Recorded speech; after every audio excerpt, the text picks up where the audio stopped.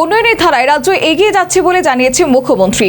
বর্তমান সরকার জনজাতিদের কল্যাণে কাজ করছে তা জানিয়ে মথা শুধু বিভ্রান্তি ছড়ানোর রাজনীতি করছে বলে এডিসি ভোটে বিজেপির জয়ের প্রত্যাশায় মুখ্যমন্ত্রী মানিক সাহার। মানুষ উন্নয়নের পক্ষে, পাহাড়বাসী এবার রায় দেবেই। এডিসি নির্বাচনকে সামনে রেখে মথার কড়া সমালোচনা করলেন মুখ্যমন্ত্রী মানিক সাহা। একই সঙ্গে বর্তমান সরকারের উন্নয়নমূলক কাজের বিস্তারিত পরিসংখ্যানও তুলে ধরলেন তিনি। জনজাতিদের সার্বিক উন্নয়নে সরকারের ভূমিকার কথাও উল্লেখ করেন মুখ্যমন্ত্রী।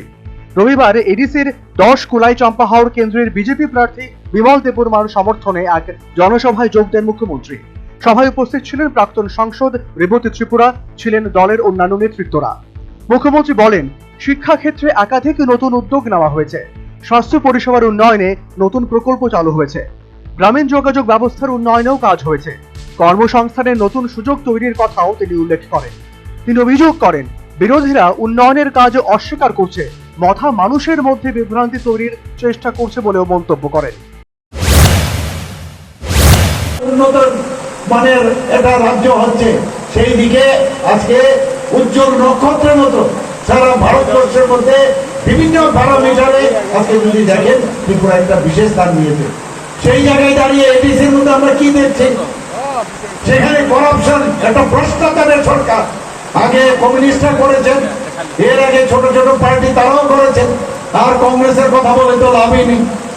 আর সেই জায়গায় এখন যিনি আসছেন, যারা এসছেন তাদের অবস্থাটা আপনারা দেখুন।